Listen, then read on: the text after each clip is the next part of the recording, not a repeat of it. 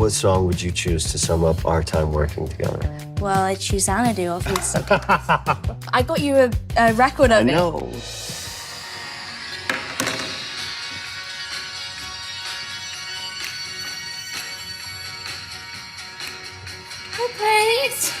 You can sing it. I'm just the backup dancer. Yeah, the most memorable dancing send-off since Christina Yang said goodbye to the Sun and her person, Meredith Grey, on Grey's Anatomy. Pedro Pascal and Bella Ramsey danced it out for HBO behind the scenes after they filmed The Last of Us Season 2, Episode 2. I had a good last day. What was your last day like this season? Oh, I remember it. Do you remember? It was a big deal. Highly emotional. Yeah. One of the biggest raps I've ever had.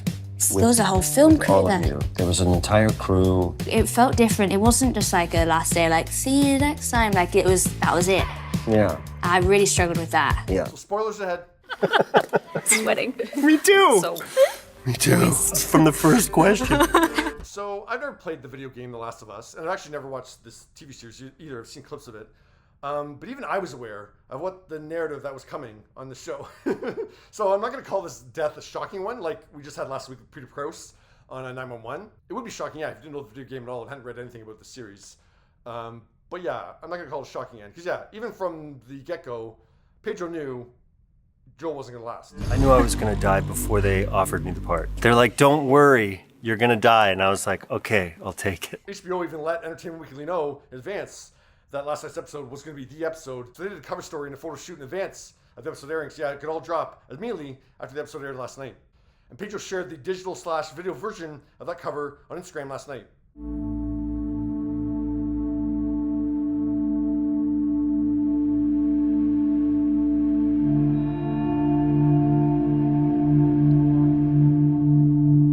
Yeah, a lot of viewers were aware that this was coming, given that Joel dies in the video game.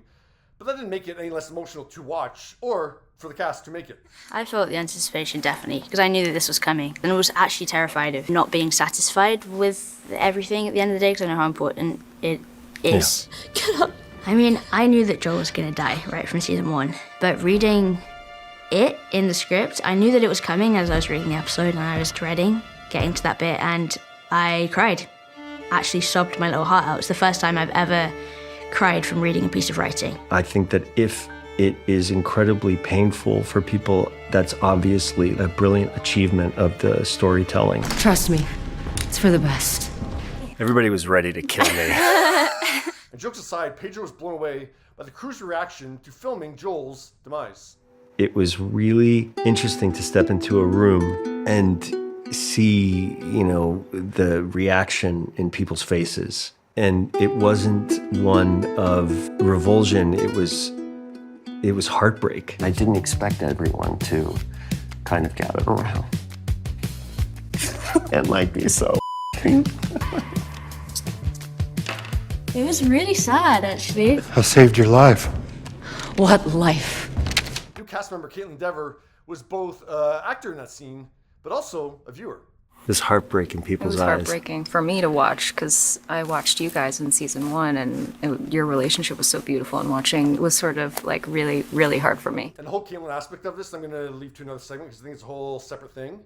But yeah, I mean, we just talked about this last week in terms of, a lead actor leaving a series with Peter Krause on 911. But it was a very different circumstance in that, when HBO greenlit this series, they knew, the DNA of the show is that Joel dies. It's like Sean Bean's death at the end of season 1 of Game of Thrones. That was in the book, so you can't really leave that plot point out. Of course, Game of Thrones didn't lose any viewers after that moment. And yeah, because people were along for the story with that. And they had a huge ensemble to, for lack of a better term, fall back on. But yeah, I mean, it is a risk for HBO to greenlit the series in the beginning because, yeah, I mean, you certainly run a risk of, the audience tuning out after this. The center of that show was the relationship between Joel and Ellie. And that's going to be a huge void for the show going forward. You live on in my mind and don't leave me. It becomes my life's journey now after this. The effects of it and seeing what happens. Joel, get up. Of course, Bella Ramsey is a fantastic actress, and so is Caitlin Dever. They will continue to do great work, but I am intrigued to see if audiences stick around. This is episode 2 of a 7-episode season. The show has already been renewed for season 3. But the creators have already said as of last year that they're not sure that the story will warrant going beyond that as season 3. They think maybe season 4 will happen. So give or take, Joel's death is like roughly the halfway point of the story that The Last of Us as a TV series is telling? It gets pretty dark. Not that it's already not been dark. It has been pretty It's been dark. pretty but dark. It gets worse. I guess that's my question for you. Will you still be watching The Last of Us, even though we don't have Pedro Pascal leading us through that story anymore? I'm so glad I don't have to deal with it. Just joking.